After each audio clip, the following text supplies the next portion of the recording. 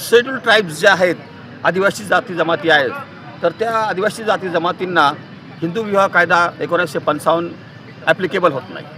त्यांना कोणत्याही अटी मान्य होत नाही. हिंदू विवाह कायदे 1955च्या ना विवाह संदर्भातल्या ना फारकती संदर्भातल्या पूर्ण कायद्याच त्यांना ॲप्लिकेबल होत नाही. या कायद्याच्या कलम 2 मध्ये ही डेफिनेशन दिलेली आहे की कुणाकोणाला हा कायदा लागू पडतो. त्याच्यामध्ये शीख जे हिंदू आहेत, ईसाई जे हिंदू आहेत, अजून बौद्ध हिंदू आहेत, या सगळ्यांना हिंदू कायदा लागू पडतो.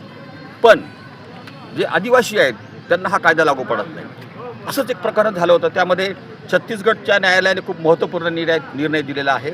याच्यामध्ये जगतपूर या फॅमिली कोर्टामध्ये हे प्रकरण चाललं होतं. फॅमिली कोर्टामध्ये एक पिटिशन दाखल केलं होतं कलम 13B प्रमाणे, हिंदू विवाह कायदा कलम 13B प्रमाणे. ते दोघं आदिवासी होते आणि त्यांनी सांगितलं की आम्हाला संमतीने फारकत होऊन मिळावी. पण न्यायालयाने तो निर्णय रद्द केला, त्यांना फारकत दिली नव्हती. मग हे प्रकरण जबलपूरच्या छत्तीसगडच्या कोर्टामध्ये गेलं. छत्तीसगडच्या कोर्टात याच्यामध्ये एक नीट ऑब्झर्वेशन्स केलं की जरी ते शेड्यूल कास्ट असतील, आदिवासी असतील, पण तरी त्यांचा विवाह हिंदू पद्धतीने झाला होता. हिंदू पद्धतीमध्ये ज्या 5 गोष्टी असाव्या लागतात विवाहामध्ये, सप्तपदी होणं, मंगलाष्टक होणं, मंत्रोच्चार होणं, मंगळसूत्र घालणं, कन्यादान होणं, या 5 गोष्टी जर असतील तर तो विवाह हिंदू पद्धतीने होतो. हा विवाह हिंदू पद्धतीने झालेला होता. जरीही प्रकरण दोन्ही आदिवासी असतील, ज्यांना आदिवासी कायदा लागू पडतो, पण विवाह जर हिंदू पद्धतीने झाला असेल तर त्या विवाहामध्ये कलम 13B प्रमाणे फारकत दिली पाहिजे.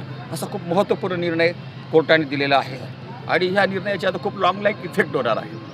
आपल्यामध्ये अजूनही असा गैरसमज आहे की जे आदिवासी असतात त्याच्यामध्ये शेड्यूल कास्ट ट्राईबची एक मोठी लिस्ट केलेली आहे. सरकार त्याच्यामध्ये मध्ये अमेंडमेंट करत असतं. त्यांना हिंदू विवाह कायदा 1955 लागू पडत नाही. जसं मुस्लिमांना कायदा वेगळा आहे, ख्रिश्चनांना कायदा वेगळा आहे, तसं आदिवासींना त्यांच्या रूढीप्रमाणे हा कायदा आहे. धन्यवाद.